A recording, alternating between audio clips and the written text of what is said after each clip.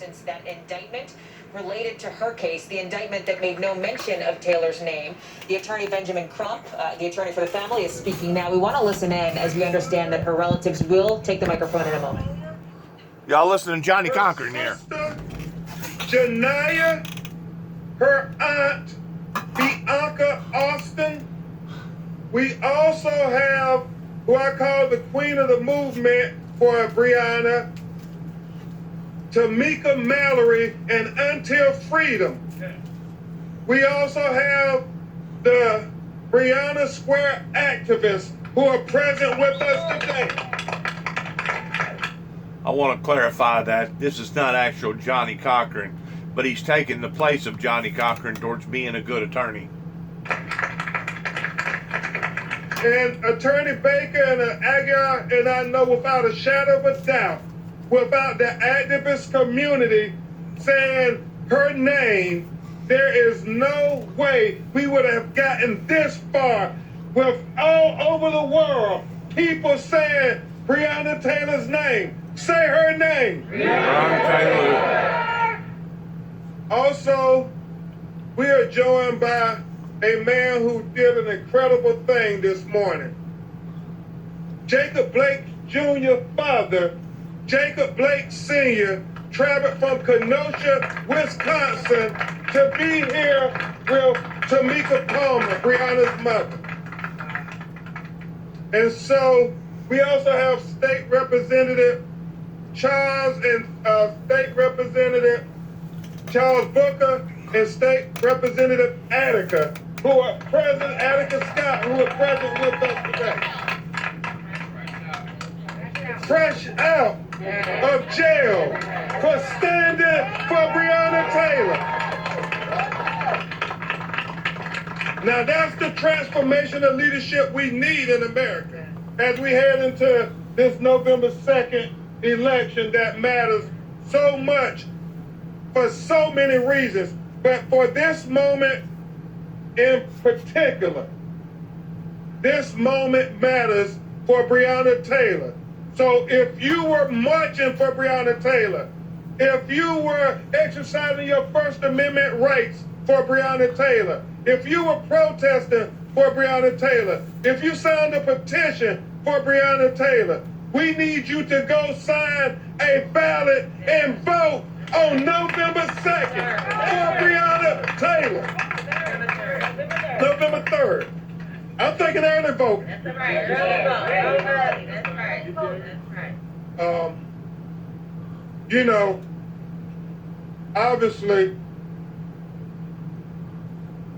Tamika Palmer and her entire family, her father is here from Michigan. Yeah, give him a round of applause. Breonna Taylor's entire family is heartbroken, devastated, and outraged, and confused, and bewildered, just like all of us, as to what did Kentucky Attorney General Daniel Cameron present to the grand jury? Did he present any evidence on Breonna Taylor's behalf?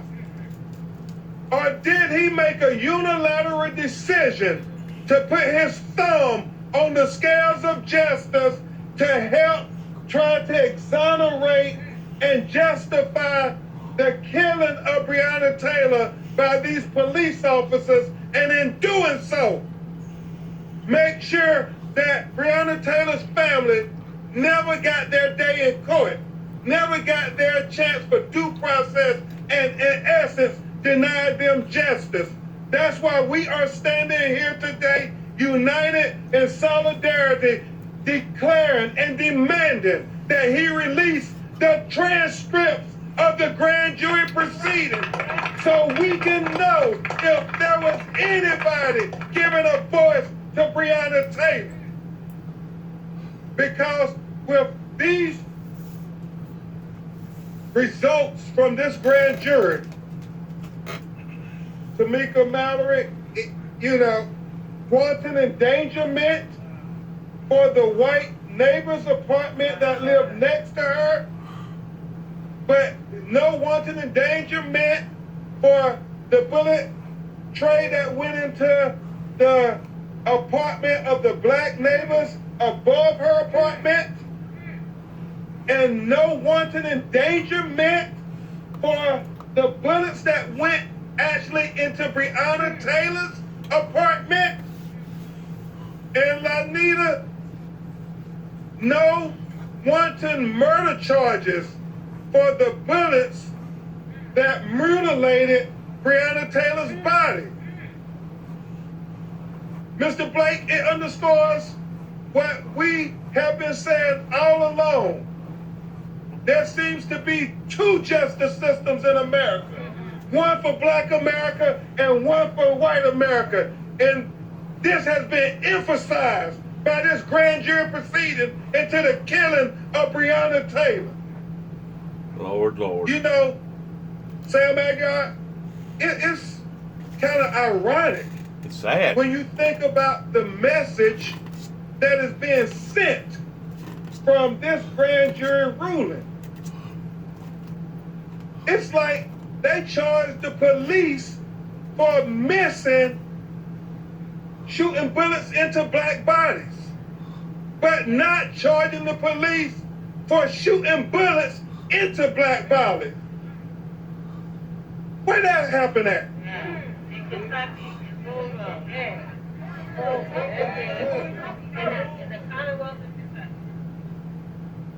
And we question what evidence did Kentucky Attorney General send to the grand jury? Did he tell them about the probable cause affidavit that had a lie on that affidavit, which was the basis for which the judge signed this no-knock warrant in the first place to allow them to be at Breonna's apartment and bust open her door? Because if he didn't send that, my son, well, what did he argue on Breonna's behalf? Exactly.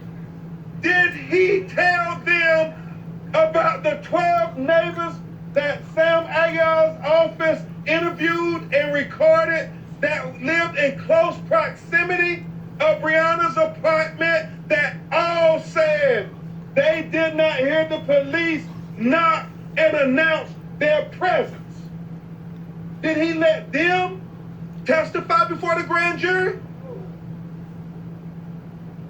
Did he allow the one neighbor who they keep proclaiming that heard the police knock and announce? Right. Testified before the grand jury, even though, Tamika, as I understand on two previous occasions, he declared that he did not hear the police knock and announce. So is this the only person out of her apartment complex that he allowed to testify before the grand jury? Uh-huh. That doesn't seem fair. That doesn't seem like you're fighting for Breonna. That doesn't seem like you're putting forth evidence for justice for Breonna. Did he let the cops who shot over 30 rounds of bullets in Breonna's apartment, one from outside the apartment shooting recklessly and blindly, and the others who shot bullets into her body, did he allow them to testify before the grand jury? Did he allow Breonna's boyfriend, Kenny Walker, to testify before the grand jury?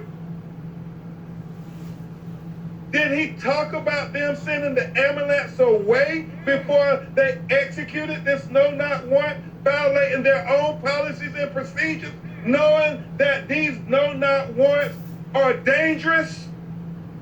And it was foreseeable that somebody could be injured, a citizen or police or a third-party innocent bystander like Breonna Taylor, who lived in that apartment, who had every right to legally be in that apartment, who did not have a gun, was only clothed in her night clothes, and had every right right to live and breathe in her apartment. Did he present that to the grand jury? You know, whenever you get to looking at these backwoods courts, and that's exactly what they are, they're backwoods courts. They don't operate above the law. They do whatever that they feel like is best at that time for them to do what they're doing to either a certain particular person or a certain particular case. And that's basically what they done here. They stonewalled me here in Weakley County because they know that I had ruffled up some feathers either in Kentucky or in Oklahoma or either in places like Atlanta, Georgia. And because that I had ruffled up some feathers towards being a known activist in discovering the truth about certain matters, rather than me being promoted or looked upon in a good sense, in a heroic, courageous way, they was still under the attack mode here in Weakley County whenever I moved back in 2014. And of course the law, they know what they can do and what they can't do whenever it comes to getting away with going after an individual like this, targeting an individual like this. So basically the judicial system here in Weakley County was allowing for the Ridgway and the Sheffield family to be their trigger man. They knew that the neighborhood was in an uproar down here in the Hop-In Beach Ridge Cydonia community here in Weakley County as well as Obion County. And they was hoping that they would score and score big towards finally we could get this individual out of our hair. Finally, we're going to set this individual up to the point that he is going to make a mistake and we'll be able to bury him for life. And that will be the end of the founder of the Windmill Ministries, and that will be the end of the ideal of ever having peace or utopia up onto the planet. Now they'll tell you that this is incorrect. Or they'll tell you that what I'm telling my viewers right now is a bunch of phony baloney. Because they are not strong enough within their own power to stand up and do the right thing.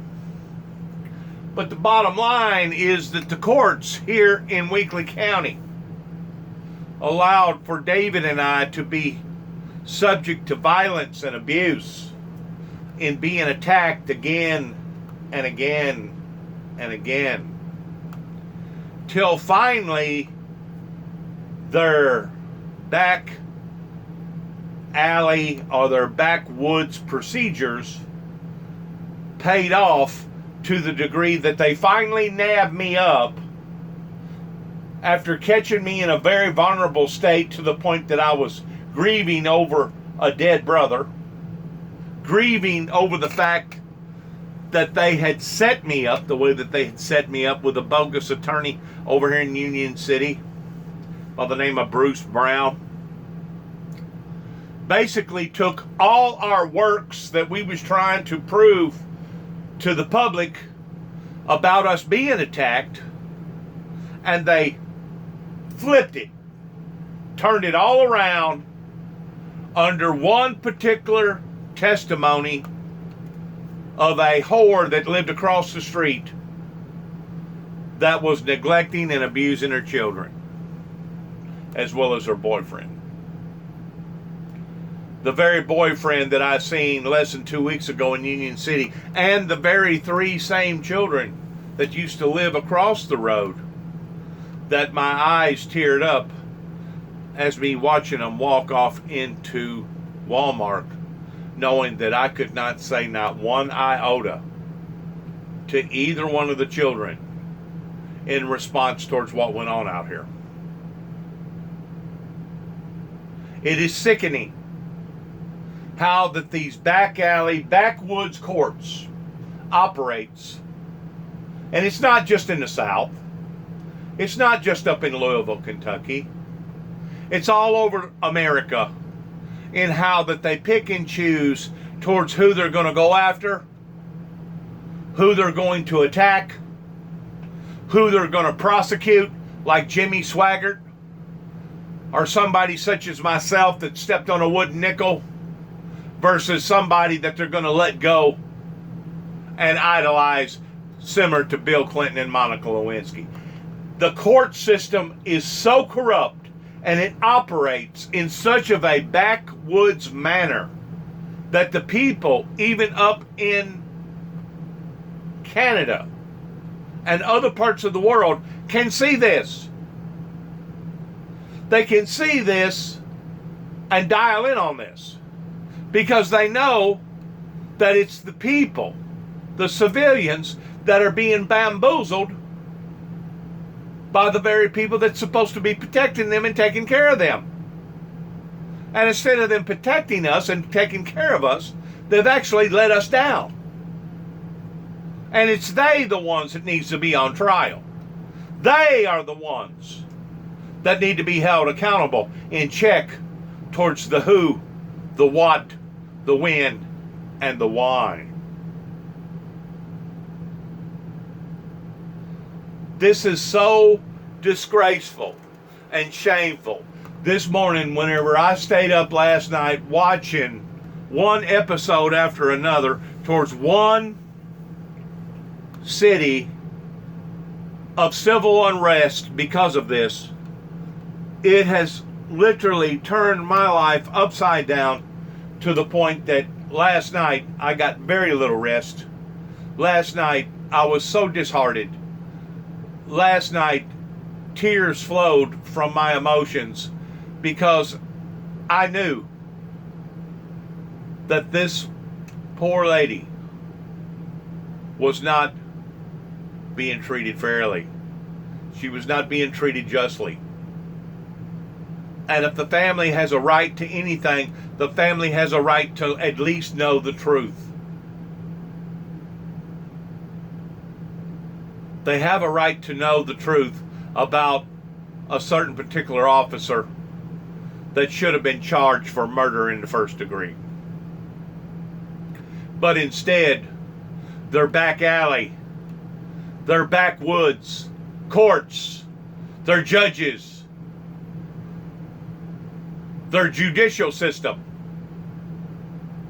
is now mocked upon and laughed upon as being nothing more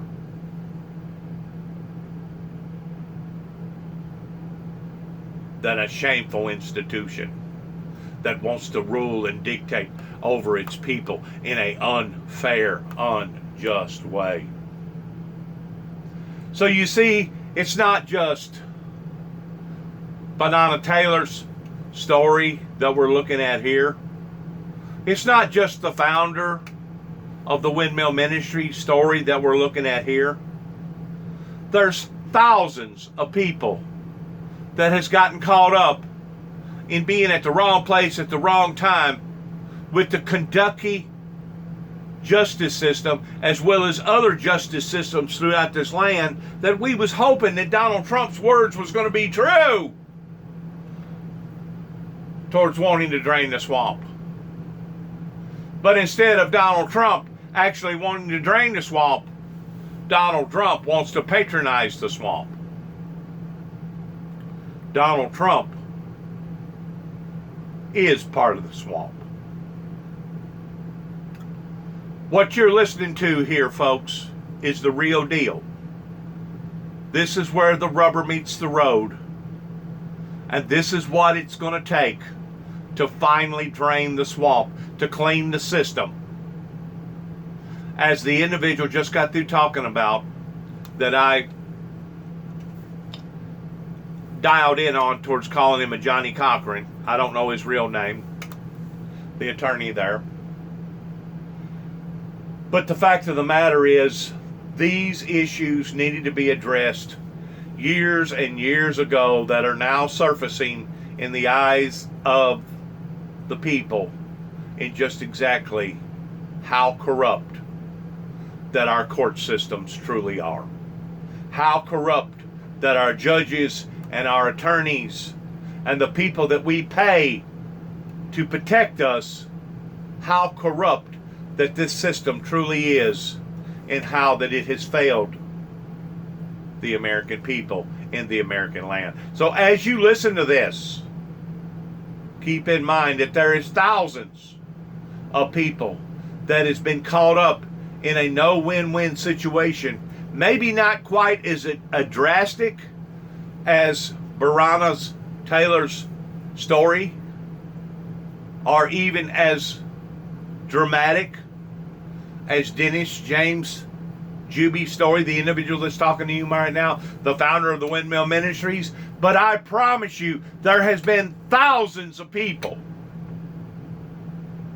that have gotten the wrong hand from the courts. And now they are scarred and marred for life pertaining to how that the system has assassinated their character. Has assassinated their character. Well, if he didn't present these things to the grand jury, what kind of sham grand jury proceeding was this?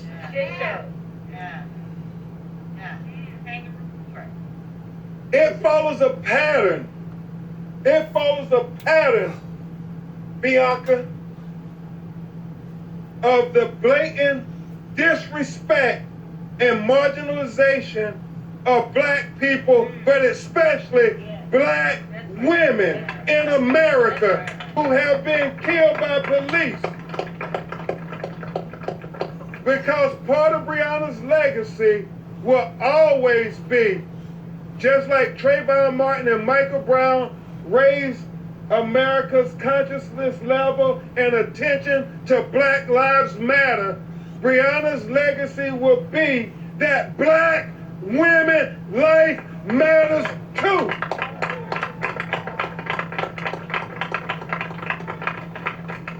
So when we think about this grand jury proceeding, if you want us to accept the results, then release the transcript. Release the transcript so we can have transparency. And if you did everything that you could do on Breonna's behalf, you shouldn't have any problem whatsoever, Daniel Cameron, to releasing the transcript. Amen. So that we Amen. can see you fought for all of Kentucky's citizens. Amen. Especially including Tamika Palmer's daughter, Breonna Taylor. Amen. Release the transcript. Now. Release the transcript. Release the transcript. Release the transcript. Release the transcripts. Release the transcripts. Release the transcripts. Release the transcripts. Release the transcripts. Release the transcripts. Y'all, I don't know if Daniel Cameron can hear us. Let's say it from the heart, so not only Daniel Cameron can hear us, but Breonna Taylor can hear us from heaven. What we want Daniel Cameron, the Kentucky Attorney General, to do. On three. 1, 2, 3. Release the transcripts. Amen. At this time, before I bring up one of the greatest lawyers, one of the greatest secrets in Louisville, Kentucky, my co-counsel, my sister, my co-warrior, Lanita Baker. I would be remiss if I didn't tell you, Tamika, people who are in the fraternity that you're in from all over America. A fraternity that no parent wants to be in, but far too many black mothers and fathers are part of, have sent their pledge of support to stand with you. All of them couldn't come like Mr. Jacob Blake Sr., but all of them sent their support. When the announcement came out, Philonis Floyd and Rodney Floyd and Bridget Floyd, the brothers and sisters from George Floyd, who was killed in Minneapolis, Minnesota, were the first ones to pledge their support. And then right after that, Lanita, we got a call from Sabrina Fulton's, Trayvon Martin's mother. Then right after that, we got a text from Michael Brown's mother, Leslie McSpadden. And then right after that, we got a call from Botham Jones' mother, who was killed in his apartment in Dallas, Texas. And we got a call from his mother, Allison Jones, and his sister, Alicia Finley. We got a call from House Representative Lucy McBath, who father Jordan Davis. Yeah. Our son was killed for playing loud music. Yeah.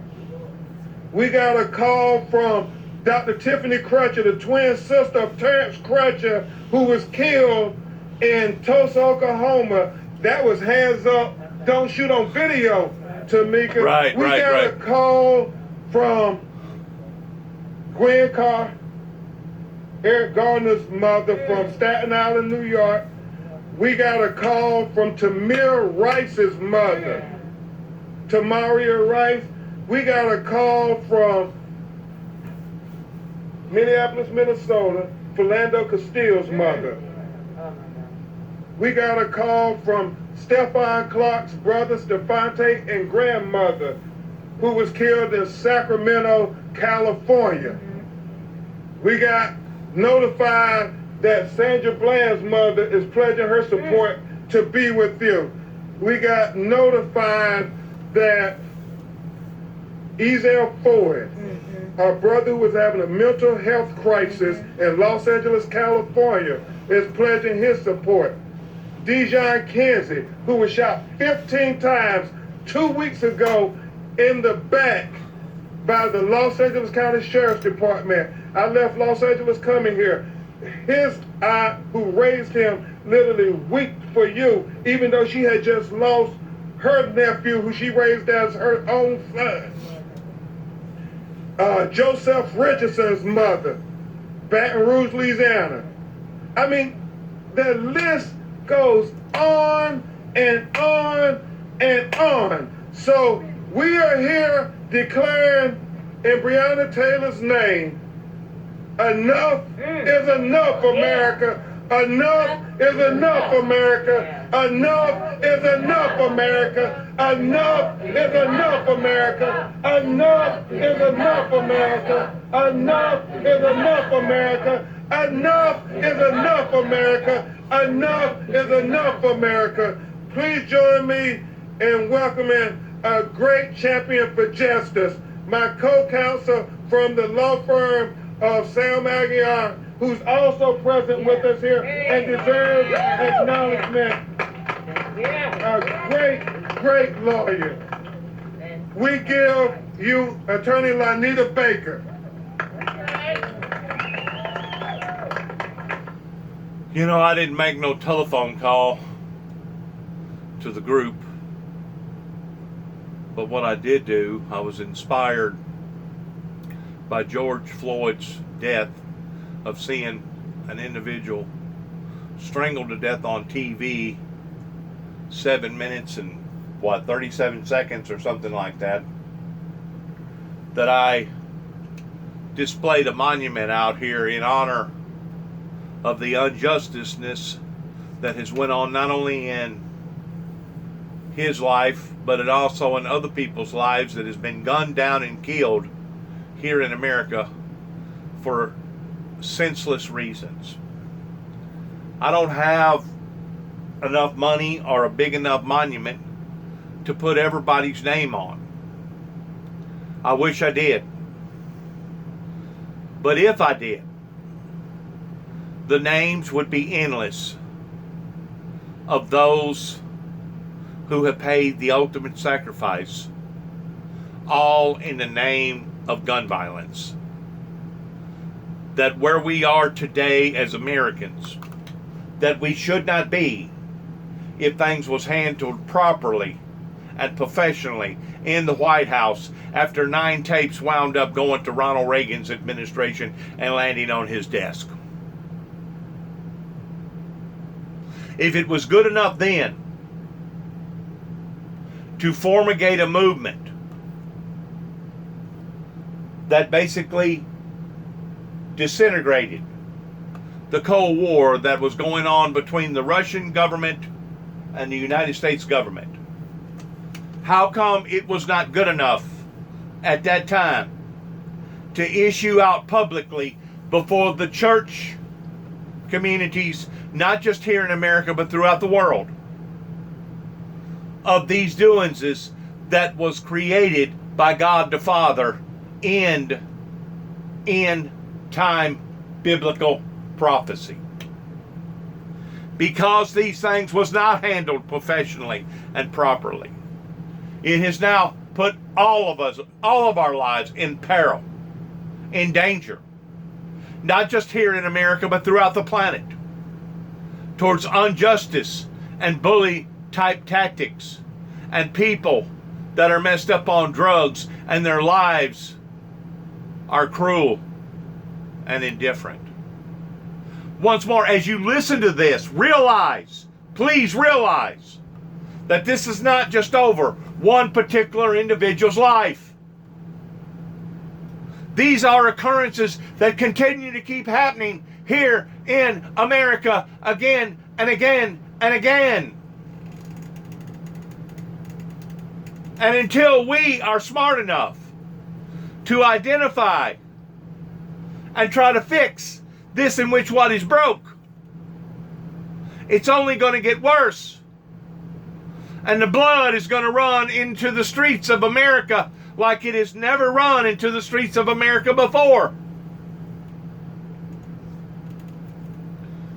It sickens me every time I turn on the national news and I see where a child has been either injured or killed up in Chicago, knowing that that was the very, very place that I was born at in 1961, March 22nd.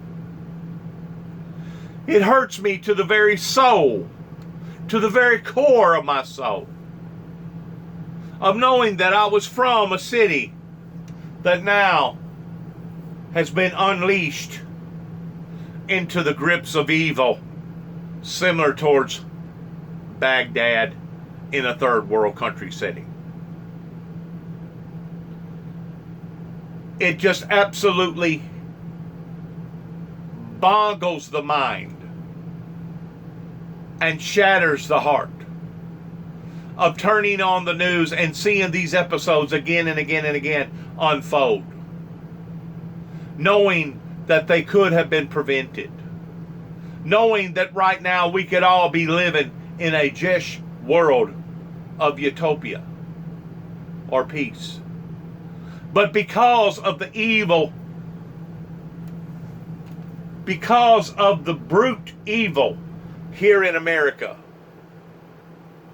the bore of it tried to exceed and excel over God's chosen pertaining to those who have been elected or selected or chosen by God to do a certain particular task. You see, it says in the Bible that as you shall see the days approaching, that no flesh shall be saved, but the elect's sake, whom he has chosen, are selected, that those days would be shortened. I have reached a point in my life, after turning on the news again and again and again, seeing the same things, of actually praying, God, shorten the days. Shorten the days of not only the world, but shorten the days of my own life. Of feeling in despair, feeling as if that I am not accomplishing that in which what God has chosen for me to be a part of, because of the bore of the evil that is exceeded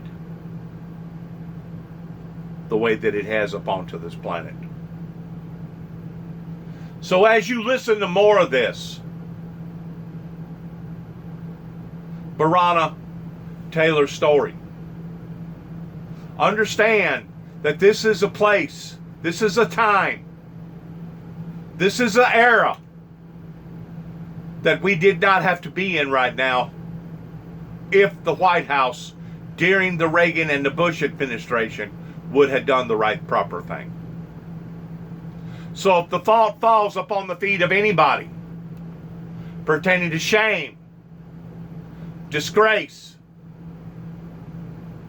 it falls upon to that particular branch or that particular group of people that thought that they could work above and beyond the board of justice that has now jeopardized all our lives and put all our lives in peril pertaining to this unjust due that, believe it or not, began right across the river, the way the crow flies, 7 or 8 miles in a little town called Kenton, Tennessee, that is the white squirrel capital of this great nation. That's where this conspiracy started. In a group of people, a small group of people, as well as a group of people in the White House, working through the state, working through the federal, that thought that they was going to be able to do this and get away with it.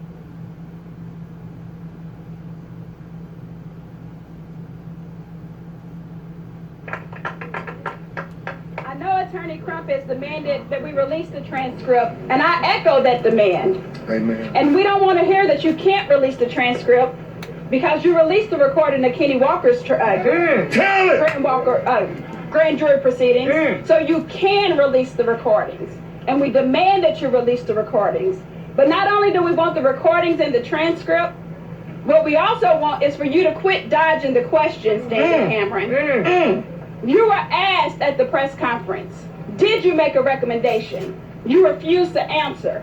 Answer the question. Answer the question. And I've asked you several times, did you even present any charges regarding Breonna Taylor to the grand jury?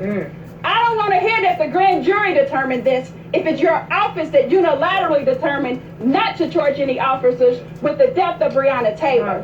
You can't pawn this off the grand jury if your office made that decision, and we, the voters, deserve the right to know who is it that we need to say got it wrong. Tell it. That's right. Did the grand jury get it wrong in using the defensive justification, or did your office get it wrong? Because what we know in Kentucky, and what many of you may not know, is I practiced criminal law for 13 years in this Commonwealth of Kentucky. Your resume. That's I did it as a prosecutor and a defense attorney. So I know the law of self-defense in Kentucky. That's right. And I know that you don't have the right to use the defense of self-defense when you injure or kill an innocent third party. And what we know from Sergeant Mattingly's own testimony to the Public Integrity Unit is that he saw that Breonna Taylor was unarmed. Yes. Yes. His own testimony, he saw Breonna Taylor was unarmed. And then you put a lot of attention on the bullet, the fatal shot to Breonna Taylor being made back at Miles Cosgrove. If he wasn't able to see Breonna Taylor, to also see that she was unarmed, then he also was firing just as recklessly as Brett Hankinson, and he deserves to be here charged with one murder of Breonna Taylor. If he didn't see her, he didn't have target acquisition, he deserves to be charged right now. Come on. Yeah. Tell them how you feel. So don't tell us that the grand jury made this determination if it was truly your determination. Answer that question head on. Was it your office's decision or was it the grand jury's decision? Release the transcript. Release the transcript. And I know we have a lot going on, and I've been angry. I have been angry, and I'm angry because, as I said, I've worked in this system. I worked as a prosecutor who fought so hard to make sure I was administering justice regardless of who the victim was, regardless of who the perpetrator was. And that's the only way that the system's going to work, is to have prosecutors, Daniel Cameron, that work for us. And Daniel Cameron, I took offense to you not being fully upfront with Tamika Palmer when we met with you. Should have never gone there. Should have never I gone there. take true offense to that. And you have to know your legal obligations as a prosecutor. Is to inform the family, to talk to the family, to keep them informed on what's going on. You failed to do that, and you failed to be fully honest with her when we met with you while the grand jury report was being relayed to the public. So you told us we would know in advance. We learned at the same time that America learned. That's unacceptable. That's right. That's right. That's right. We have a right to be angry. That's right. But I do want to talk to those of us who have been on the ground. We can't let the anger consume us because we still got work to do. Tell it. And we can't fully think when we're consumed by anger. And so I've been praying this morning to not let the anger that's been inside of me consume me and come out today because I know we have work to do. I'm dressed down today because I'm staying down here. Because I want LMPD majors who say that we're the ones out here washing cars or checking you out at Walmart. No, we're not. We're lawyers. We're business people. We're city employees just like you. And guess what? Even if I was washing your car, it doesn't matter. I have a right to use my voice. 2 years ago, I was checking people in and out of a hotel too while also practicing as a lawyer. Guess what? When I was there, I was the same person that I am practicing law. So LMPD, you have to change the mentality of who you're fighting. You're not going to have this city of Louisville believe that Attica Scott, Shamika Parrish, Rhonda Mathis, and those who were with them was burning down a library. Stop the lies. We can't move forward with the lies. Yes. We can't move forward with the lies. We know that we need healing. We know that this city needs healing, and we're willing to do our part. But you have to do your part. And until you start doing your part, we won't heal. That's right. We're here. We're here when you're ready to listen to us, to come down. And I challenge those of you who are off today. You don't have to come down and protest, but I challenge you to come down here and listen to the people who are protesting. Those of you who are elected officers, come down here during the day. Listen to the protesters. Business people who have sent me inboxes, we support you. Support us by coming down here, showing them that we are not just car washers checking people out. There's so many more people down here. And quit skewing, media quit skewing the way that people are protesting. You know the majority of the people down here are nonviolent. You've been down here for 120 days. You know it. Quit making it seem like they're violent. They're not. Yes, shout out to the 502 live streamers because that is how we're learning the truth. That is how we're learning the truth. Regular media, take a cue. Film it all. Don't slant it. Tell the truth. LMPD, tell the whole truth. Everybody, tell the whole truth, including you, Daniel Cameron. Did you make the decision or did the grand jury make the decision?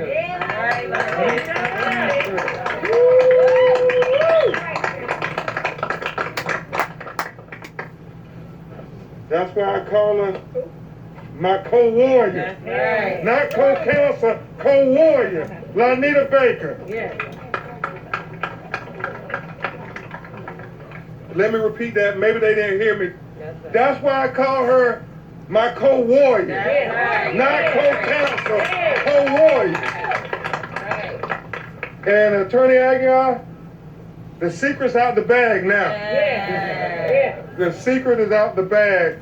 What a great, well-kept secret Kentucky has an attorney, Lanita Baker. And boy, I tell you, it's a wake-up call to these elected officials because she represents the most talented, most articulate, most intellectual representative of this city that we have to offer. And so if you don't do your job, it's going to be people like Lanita Baker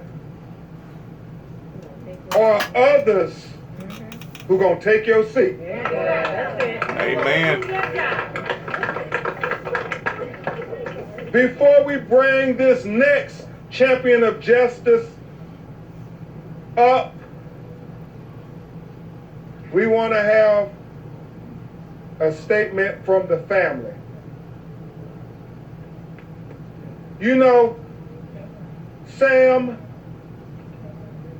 and Trader Truth, for 191 days, people all across America, people elected in Washington like Senator Kamala Harris, people in the National Basketball Association and the Women's National Basketball Association, NFL players, celebrities who we all called to the protest. Y'all remember they came to the Capitol like Jada Pinkett Smith and Common and so many others, but Rhapsody, so many others, but more importantly, just regular people, regular folk, black, white, Hispanic, Native, all over the world have been saying, say her name. Yeah. And how insulting was it on the indictment that Kentucky Attorney General Daniel Cameron didn't mention her name one time? So, Tamika Palmer, before we bring your sister up to speak, I want you all to do me a favor. Since he didn't say it in the indictment, say her name. Say her name. Say her name. Say her name. Say her name. Say her name. Say her name. Say her name. Yeah, next we will hear from the sister of Tamika Palmer, the aunt of Breonna Taylor, Bianca Austin, who I will tell you, before we were fighting for Breonna Taylor, she was like the lawyer on the front line leading the protest. So it is aptly appropriate for Bianca to come and make a statement on behalf of the family. So I will ask for the charity of your undivided attention while she read a message from the family and especially from the heart of Breonna's mother, Tamika Palmer. Please, Miss Austin. Thank you, thank you. Oh, well, I'm standing here today. I'm going to represent my niece in her EMT jacket. I chose this just to have her be a part of us today. Also, I just want to shout out to our family. It's been a long 6 months, and it's been a wild roller coaster. Not only have we been out here fighting for justice for Breonna, but we are continuing to lose our family members to cancer, to COVID, to being murdered. And so my messages to you is just cry your tears, lift your head up, and keep stepping. I hear you, Bianca. And most of you know this has been emotionally, mentally, and physically draining for my sister. So I'm going to do the honor and read her thoughts after Daniel Cameron's decision. And I quote, "I never had faith in Daniel Cameron to begin with. Amen. I knew he was too inexperienced to deal with a job of this caliber. I knew he had already chosen to be on the wrong side of the law.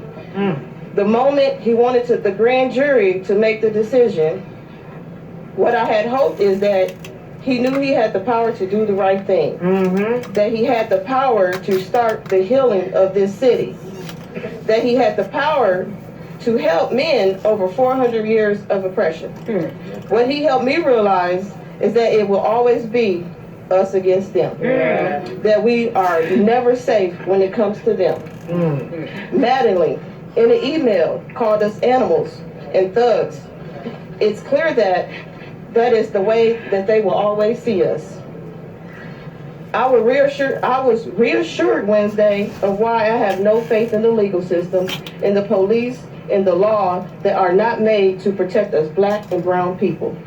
But when I speak on it, I'm considered an angry black woman. But know this, I am an angry black woman. I am not angry for the reasons that you would like me to be. That's right. I'm sorry. But angry because our black women keep dying at the hands of police officers. And black men. Okay. Angry because our children are dying at the hands of police officers. And I'm angry because this nation is learning that our black women dying at the hands of police officers, and this is not okay. You can take the dog out of the fight, but you can't take the fight out of the dog. Say it again. For lack of better terms, bark bark for being the dog still standing to fight. Yeah. I knew Cameron would never do his job, but what I do know is that him and countless others will go to bed sleeping with Brianna's face, still hearing her say her name. That's right. Cameron alone didn't fail her, but it ended with a lack of investigation failed her.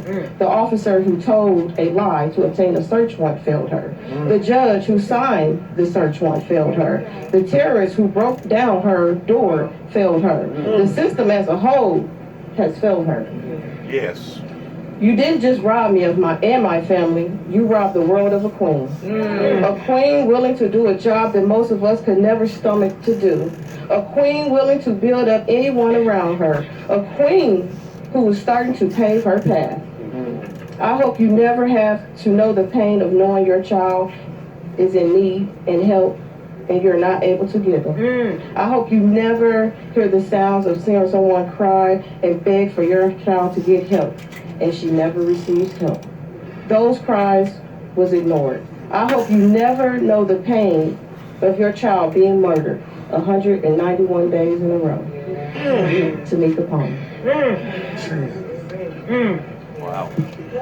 I am so sorry. So sorry you gotta go through this. So sorry. It's unacceptable. But your family got your back. Yes. We're not going nowhere. We got your back. Until Freedom has your back. Lanita has your back. Ben has your back. Your daddy has your back. And guess what? This party.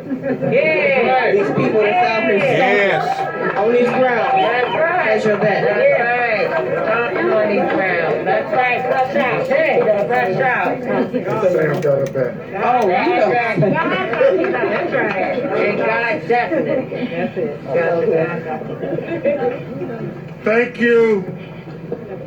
Thank you, Bianca. And thank you for reading. Thank you for reading the words from a mother's heart. A heart that is broken. Thank you, Bianca. That was heartfelt. Every mother around the world could feel Tamika's pain.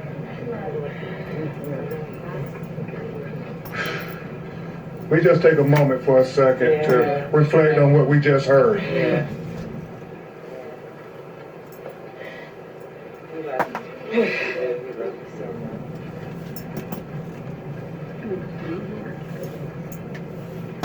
Just know we love you, Tamika Palmer. We're standing with you.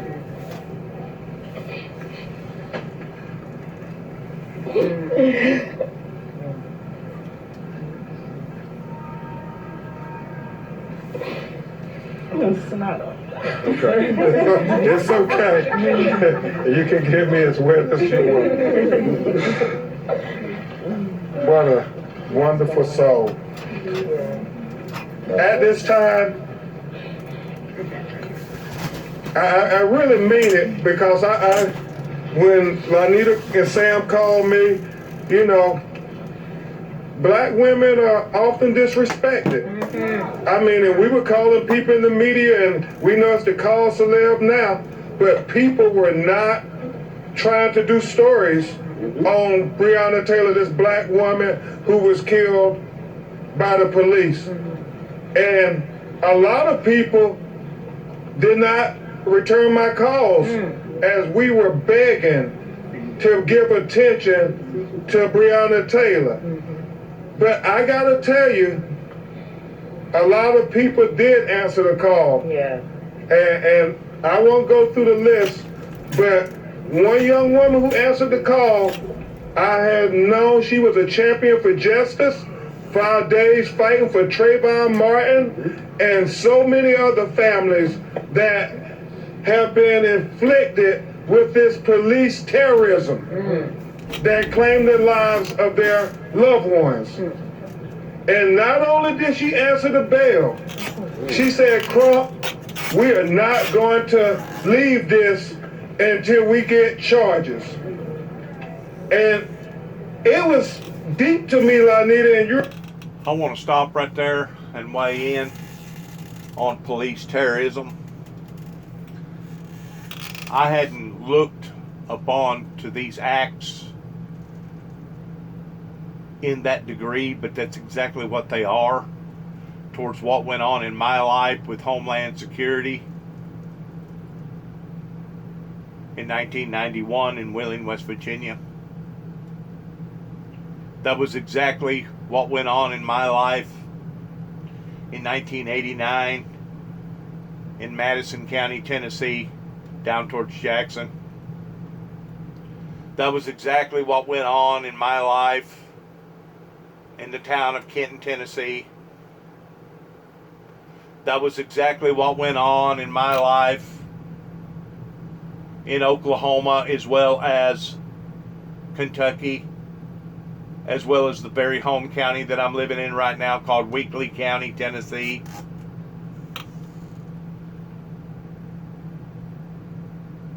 I didn't realize the depth of cruelty of what these individuals was trying to do until I come back to Tennessee and I started doing my own personal research, investigating and turning over each rock and getting hands-on interviews by various people, some willfully, some unwillfully. But the bottom line is that these cops that work in this type of spirit are in fact terrorists. And the reason why that they're terrorists is because they're actually after God's people versus after their own. And even Jesus reflected upon that by saying, sinners love sinners, which boils down to birds of a feather flock together. Until we're willing to change the fundamentals of what society is supposed to stand for, in going up against the very axis of evil pertaining to the excuse that the Bushes used towards going over to the Middle East, in trying to bring stability to that region, until we're willing to have a change of heart in understanding that we are, as a Christian society, just as remorseful and has just as much hate towards sin, we will never see the right side of all this. That's the reason why the Bible repeats itself in the first 4 chapters to go and do thy first works over again, for I have not found thy works perfect yet. Whenever you live in an atmosphere that is so full of evil, you realize and you understand, just as Breonna Taylor did, that she was nothing more than a sheep amongst wolves. Let us learn from this, America, because America is in crisis. And it's not just in crisis in Louisville, Kentucky. It's not just in crisis in the state of Kentucky. It's not just in crisis in other places. But it's in crisis from sea to shining sea. If there's ever been a time that we needed to pray for revival and to pray to see the true justice be fallen upon to our land. It is now today. Because I promise you, if we're not smart enough to identify and do something about this, I know someone who is. And don't think for a second that he won't cull the herd. A matter of fact, it speaks very vividly of that, just exactly that in the last days, he will cull the herd. He will sever the wicked from among the just. And if he don't do it in one form, he'll do it in another. So please, remembering as we make these pleas to society, we're just not doing this to harp upon our personal stories or to Breonna Taylor's personal story or George Floyd's personal story. We're saying this in regards to all the saints of God who has been railroaded, demonized, dehumanized in these matters, that are thousands, if not millions of people all over this great nation. Please understand the fundamentals of our heartbreak. For God sees not the outward appearance of humanity, but the inward appearance of humanity. And once humanity gets enough of this, I truly believe that there will be a movement, that there will be a revival, that there will be a revolution. And maybe this is what it's going to take to hit rock bottom before we can ever realize that we're at rock bottom, before we can ever go back up to the top.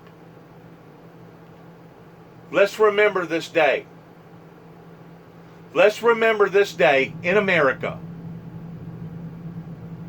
Not just for the sake of Breonna Taylor's sake and all the other black women and men who have been treated unjustly, but let's remember all of those who have been treated unjustly, regardless whether they be black, white, red, yellow, educated, non-educated, simply based around the fact that they didn't have the right money to hire the proper defense. As I spoke of earlier, whenever you can see where someone like Jimmy Swaggart gets nailed to the cross, but prior President Bill Clinton gets glorified in his acts with Monica Lewinsky, you know that the system is turned upside down and the system is corrupt. Whenever you can see this as obvious as night is from day, you know that the system, the people in the system, needs overhauling. Let's not never forget this day in honor of all of those who have suffered unjustly, just as Breonna Taylor has suffered. Remember, we then started going on her social media and doing the Instagram lives just to try to bring awareness to Breonna Taylor's name. And I remember others allowing us to use their platform, and I don't want to take anything away from Ricky Smiley and Charlemagne and Tesla Figaro and Reverend Al Sharpton, allowing us to go on this TV show. But this young lady, almost every day, went on social media and followed Jania's lead. Because remember, Tamika, Jania every day went on social media and said, my sister, Breonna Taylor life matters, when nobody else was listening.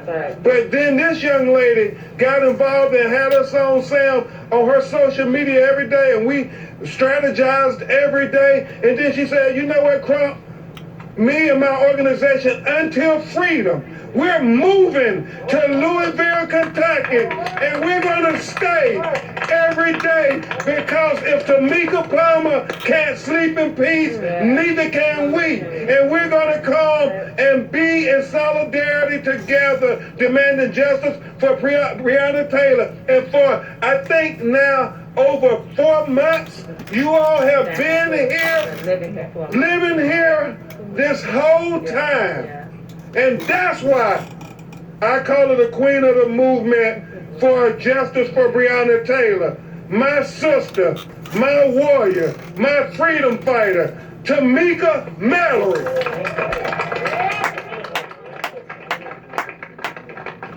No justice. No peace. No justice. No peace. No justice. No peace. No justice. No peace. And if there ain't gonna be no justice, there ain't gonna be no peace. You know, I want to read something to you all that I learned of just the day after Daniel Cameron's decision. It says, "It is a great honor to receive the endorsement of the bipartisan Kentucky Fraternal Order of Police. To the men and women in blue, I pledge to be your advocate and your voice every day. When I first got into this race, I did so to bring focus to the public safety challenge of our lifetime, the drug crisis. And there is so much work to be done to fight this epidemic. I am humbled to have this endorsement, and as a chief law enforcement officer in Kentucky, I will work every day to make our communities safer and our families and citizens more secure." Half of that statement is from Daniel Cameron when he received the endorsement of the FOP, one of the most racist organizations that exist in America. I got time today. Okay. And half of that statement was a lie. Daniel Cameron is not here to protect citizens and to make the state of Kentucky safer. But he was honest about one part, and that is that he is an advocate for police, and that he was going to be their voice and to do whatever is necessary to protect them. And so we learned that he's a man of his word as it relates to his relationship to police. He protected the police, and it did not matter to him one bit that those same officers could have ran in his black mama's house and shot her to death. He's more committed to the white supremacy that he is upholding. He mentioned at the press conference, which I thought was quite interesting, that he's a black man. And as I laid and cried and hurt for Tamika Palmer and for Breonna Taylor and for Kenny Walker and for Janiyah, who we need to love up on, as I laid there and I thought about him saying he's a black man, I thought about the ships that went into Fort Monroe and Jamestown with our people on them over 400 years ago. Come on now. And how there were also black men on those ships that were responsible for bringing our people over here. Come on now. Daniel Cameron is no different than the sellout Negroes that sold our people into slavery and helped white men to capture our people, to abuse them and to traffic them while our women were raped, while our men were raped by savages. That is who you are, Daniel Cameron. You are a coward. You are a sellout, and you were used by the system to harm your own mama, your own black mama. We have no respect for you. No respect for your black skin. Because all of our skin folk ain't our kin folk, and you do not belong to black people at all. He's an imposter. We learned that on the same exact day that this announcement came out, it was the day that in September of, I forget the year, 1955, 65, no, 1955, which was 65 years ago. And I'm Steve Kornacki here in New York. We have been listening to and watching those proceedings there in Louisville, Kentucky. Breonna Taylor's family, attorneys, friends there, supporters. For the first time, in fact, we heard from her family since the grand jury's decision not to file charges directly related to Breonna Taylor's killing. Taylor's aunt wore Taylor's EMT jacket and read a message from the family. Attorney Benjamin Crump led the crowd in a chant of "Say her name." NBC's Cal Perry is in Louisville with the latest on what we just heard. Cal, I know the press conference is still going on there, but there were some specific, including the Senate Majority Leader, guarantee a peaceful transition. You could have a situation where on Election Day itself, Oregon vandals set fire at a police union building. In Seattle, several trash cans set on fire as protesters set up a barricade on one street. And in Los Angeles, two separate incidents of cars plowing through crowds of demonstrators last night. A pickup truck appeared to hit one protester before taking off. The driver was later arrested. In another incident, a white car weaving through marchers who were surrounding the vehicle. A pickup truck filled with people later chasing that car attacked it, trying to force the driver out. This is Outnumbered, and I'm Melissa Francis. Here today is Harris Faulkner, host of Kennedy and the Fox Business Network Kennedy, executive director of Serve America PAC, and Fox News contributor Marie Harf, and joining us today, Fox News analyst and host of One Nation on Fox Nation, Lawrence Jones. And Lawrence, I'll start with you. The video of these cars and of these incidents has been all over the web and all over social media this morning. What do you make of it? It's tragic, and I think that it is evident that... It's very tragic. This whole thing is tragic. That's what I keep trying to say.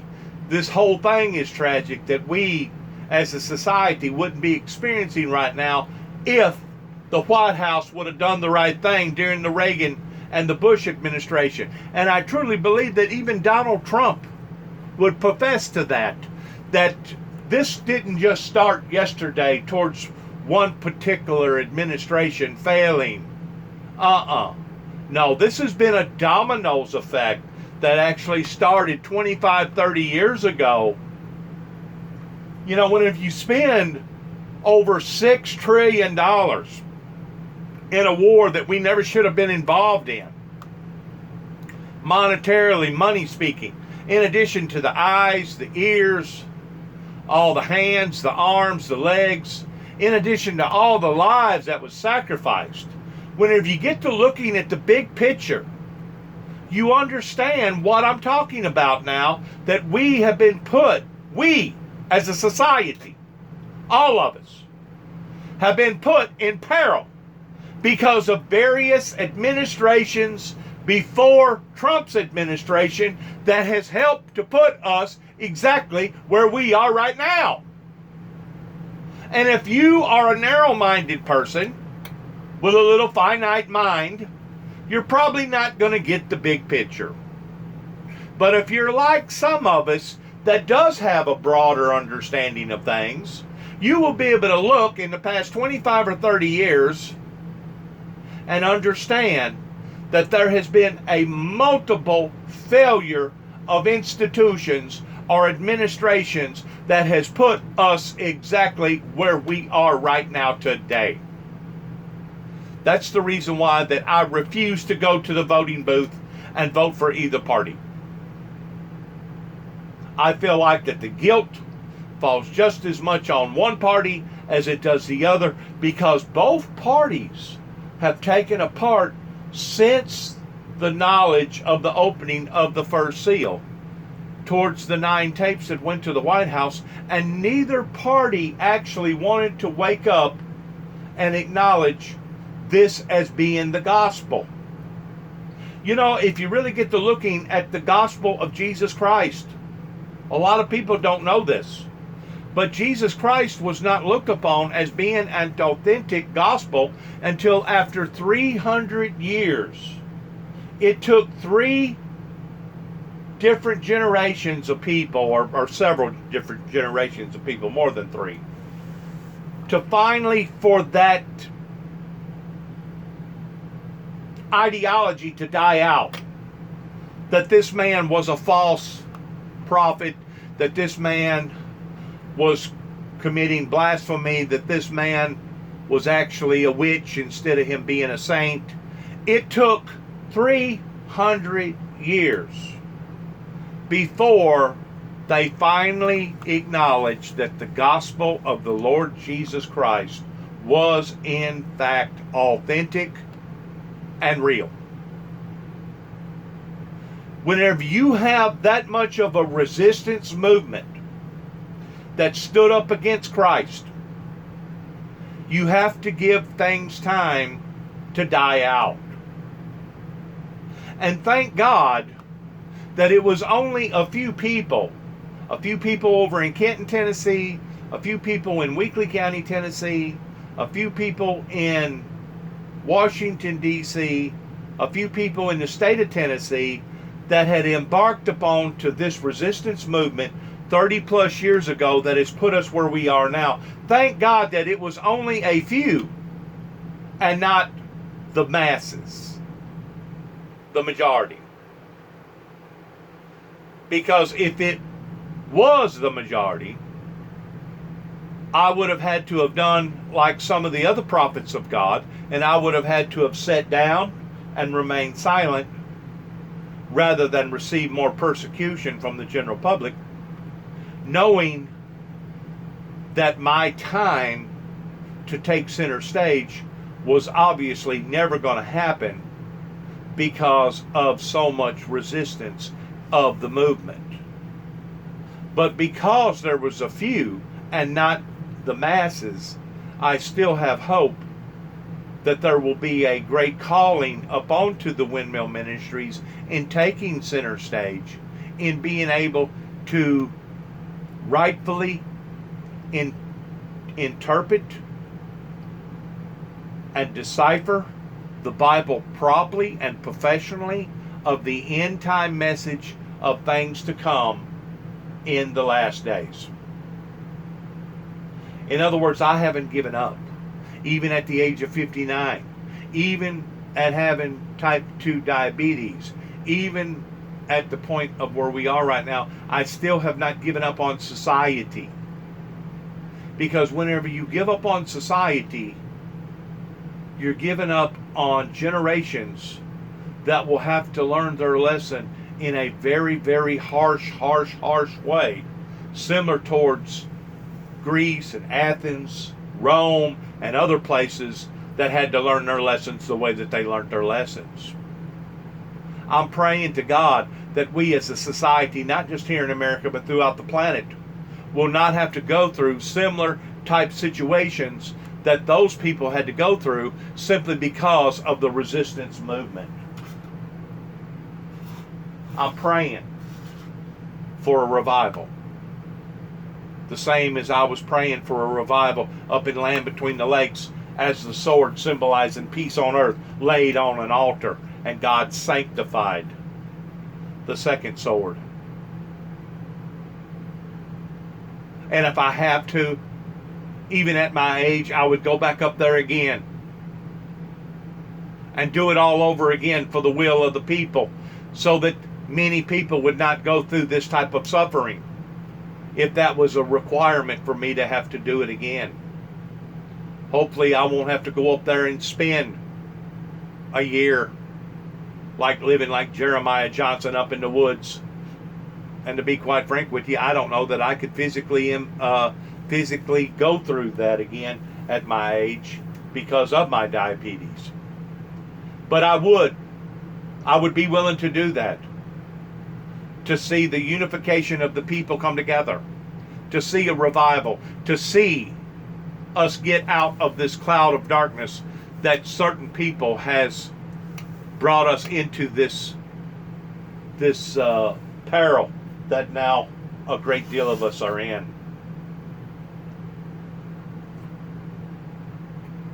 as we fixing to end this, realize that we are not ashamed of the gospel. We are not ashamed of our Lord and Savior Jesus Christ. We are only ashamed of certain people that thought that they could overrule, overpower, manipulate, and destroy God's plan for man.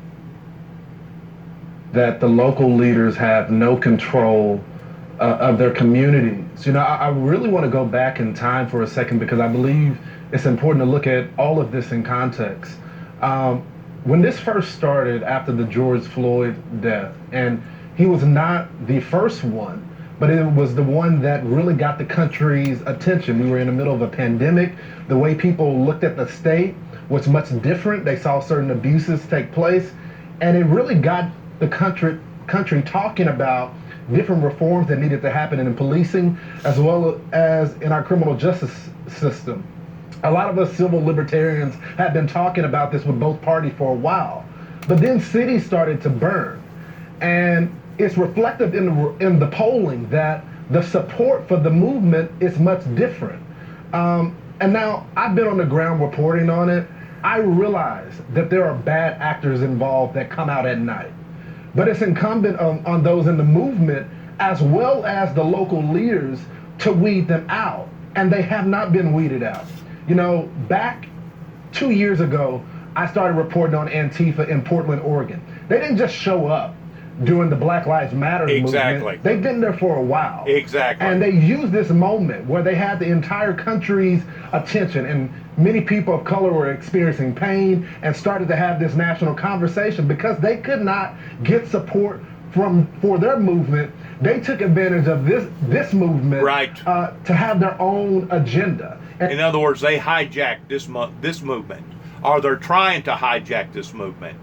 Is what they're trying to do by giving it a bad name, by giving it a bad concept. It is an anarchist group. There are other bad actors there on the ground. We know who they are, but it doesn't seem like the cops on the ground have been empowered to arrest those people. And I think you look at no one but the local leadership. Yeah. You mentioned the poll, so I want to bring it up. This is a new survey which finds that 44% of Americans disapprove of protests in response to police violence against Black Americans. 39% approve. Back in June, 54% approved of the protests. And Marie, I'll ask you, do you know, what is the answer to Lawrence's question? Because if you look at those stats that are on your screen right now, it says that Americans are getting frustrated with the protests, I would imagine in part because of the violence and the looting and the destruction that we are seeing.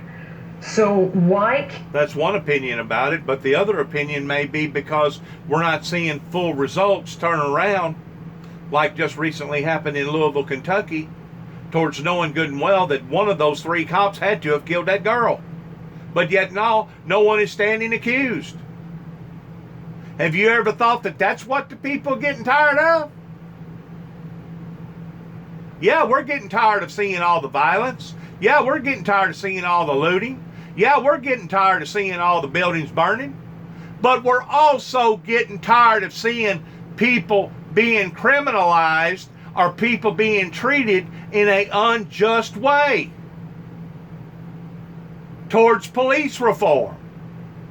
That's what people are getting tired of, and because of it, there you go.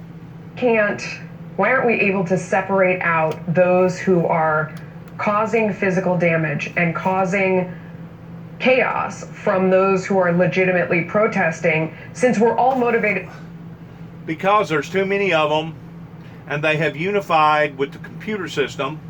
And usually whenever they act at night, and they got masks on, and they got facial shields and breathing devices over their faces, and you can't identify these people. That's why. To do it. No one wants the violence. and the protesters who are there for obviously legitimate reasons don't want their message co-opted by the violence. So how do we root out that element? Well, Melissa, it's really difficult to do. And we should keep in mind that there were dozens of protests across the country. You be more vigilant, and you get ready whenever you hear that there's fixing to be a pocket of protesters at night protesting. Or you put the hammer down and say the only time that you can protest is during daylight hours, from daylight to sundown. And after sundown, you'll no longer be considered as being a protester, but you'll be considered as being a troublemaker, an agitator, or an anarchist, or even worse than that. You know, you could put a federal law down to say the only time that you can openly, publicly protest, which for safety reasons, I feel like that should be the rule of law anyways. Because at nighttime, you don't never know. You're going to stumble, you're going to fall, you're going to trip over something, somebody's going to hit somebody, somebody's not going to be able to see somebody. You're on a bicycle or a vehicle. I personally believe that the only time that an open protest, regardless of how many street lights that you have, street lights is not like open daylight. Whenever there's open daylight, you can actually see the gutter that you're fixing to walk off into. You can actually see if somebody is coming at you with a bicycle or an automobile to get out of their way. To where at night, you have so many different shadows and so many different lights that blind you from blinded areas, blindsiding you, to the point that it becomes dangerous. It's dangerouser to drive at night than it is during the day.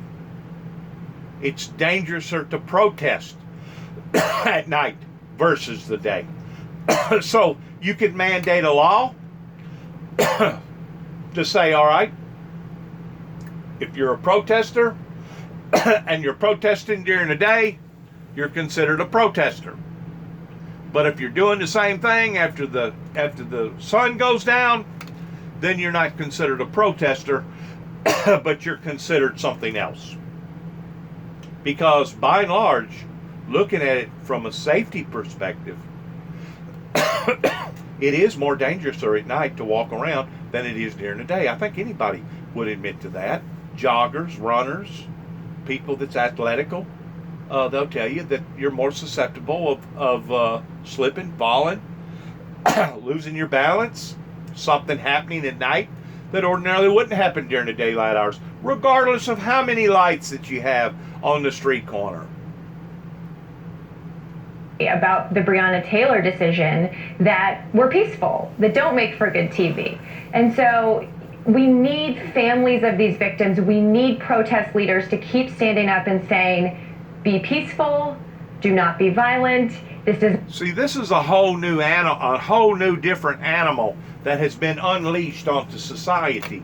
And the best thing that I could tell my viewers, regardless whether they was in Los Angeles, regardless whether they was in Portland, Oregon, regardless whether they was in Louisville, Kentucky, or Atlanta, or Memphis, Tennessee, is that at night you have to be more vigilant in looking and understanding your surroundings.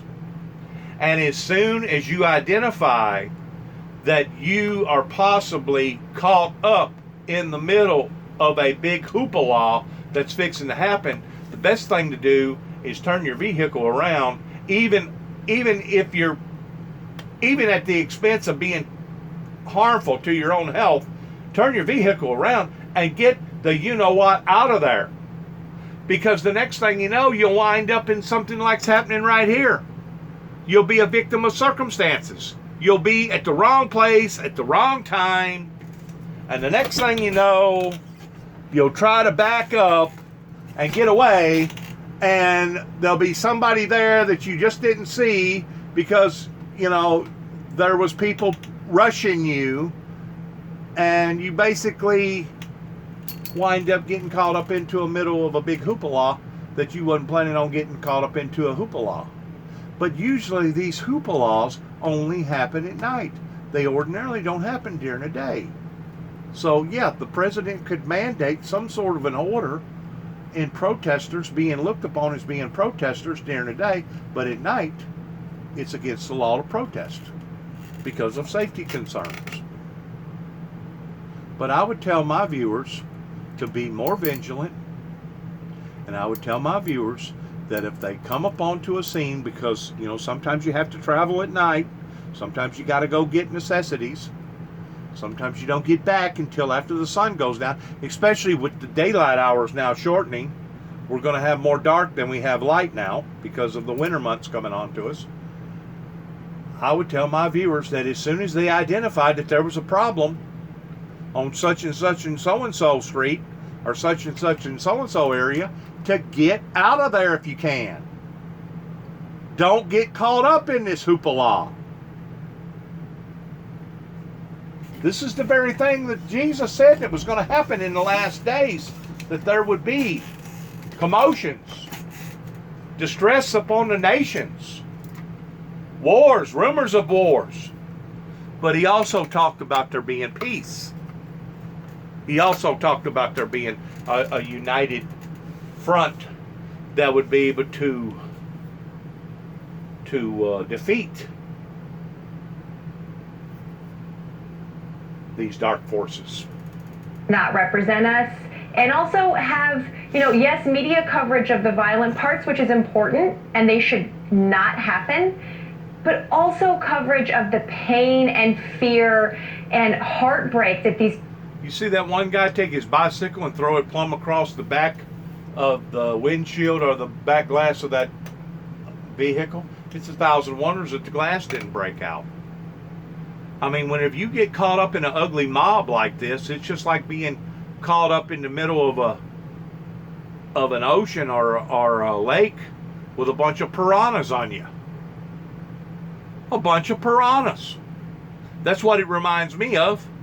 Piranha tactics. To where now everybody jumps in and wants to use the football tactic towards a pile-on tactic. It's a bunch of piranhas. Peaceful protesters are going through. It's not always as good. That guy in that white car is lucky. He's lucky that somebody didn't have a pistol. Because if somebody would have had a pistol in their hand, they probably never would have left the scene. Somebody would have been dead. If somebody would have had a gun, or even a sharp object like a big knife, or even a club, or a bow and arrow, or a sword, or anything sharp object like that, somebody would have wound up probably not leaving the scene right there. So that individual that's in that white car right now should consider themselves very, very lucky. Now, I don't know if they was the instigator that created that mob scene. I don't know what was going on there as far as street justice. But once more, street justice, by and large, is supposed to be against the law because that is a form of vigilante type activity, and vigilante type activity is supposed to be against the law in America. That's the reason why we have courts. That's the reason why we have hearings. That's the reason why we have judges. That's the reason why we have laws.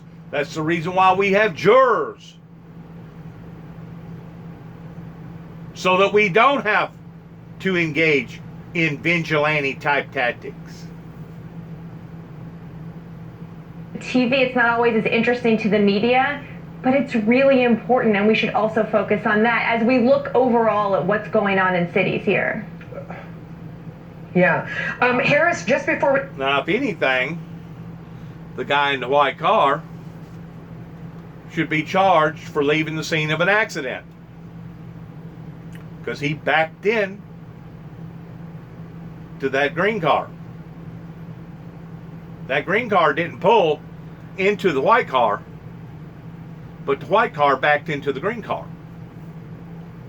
But under the circumstances, if it was me that just got through freaking out and I wound up backing over somebody and I knew that there was 15 other people coming after me and there was bicycles being whirled over my car, and it was just a matter of time before somebody was going to engage in a knife or a club or a gun, I would probably do like this individual and flee the scene of the accident and get down the road a block or two, maybe a half a mile or a mile, and then I would contact the proper authorities and I would tell them, look, I had to get out of there because my life was in danger.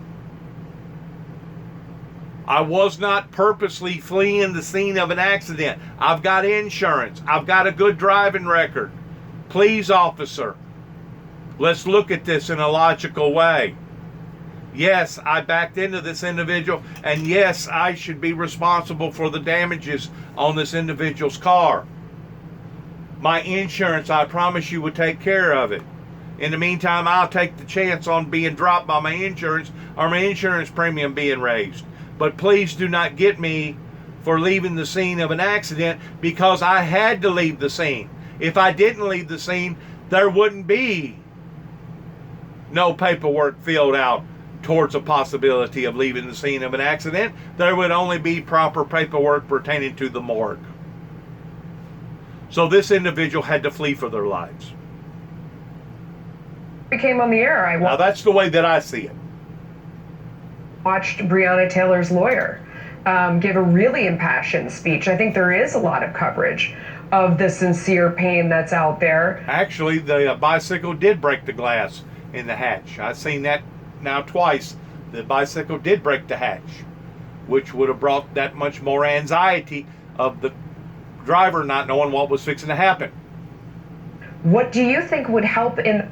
The accident didn't cause the hatch, the glass in the hatch to break. It was the bicycle that caused it. But once more, if you didn't have that all on camera, videoing that, you never would have believed that. These are abnormal circumstances that's going on. And that's the reason why that I woke up this morning absolutely disheartened by all this. Sick. I was sick by all this. Because we as a society have taken 2 steps forward, but 20 zillion steps back as far as being that in which what God intended for us to be as far as being a civilized society. We've taken 1 step forward and 2 steps back in the year 2020. In the year 2020. 1 step forward and 2 steps back. And the sad thing about it is, that could have been an 80-year-old grandmother, an 80-year-old senior citizen. That could have been a young female, or a little girl, or a little boy, a child, that's getting caught up in all this hullabaloo, this Yahoo environment. Quell the violence that no one wants to see. Well, and I do want to also mention Sean Hannity's work on that and our very own Lawrence Jones, who joins us today. People that does this purposely, that's out here tearing up stuff and catching stuff on fire, as far as I'm concerned, they're just a bunch of hoodlums. They're a bunch of illegal anarchist people that's trying to hijack this particular movement. And these are the people that the law should deal with swiftly and appropriately towards stopping this type of action. And it doesn't matter if it's in Seattle, Portland, Oregon, LA, downtown Atlanta, Louisville, Kentucky, Chicago, Houston, Texas, St. Louis, New York City. It should be dealt with appropriately. That's going to end this message today on this sad occurrence pertaining to these events. And as we end, and we always end every time in telling our viewers, good luck to all of us. And yes, shalom.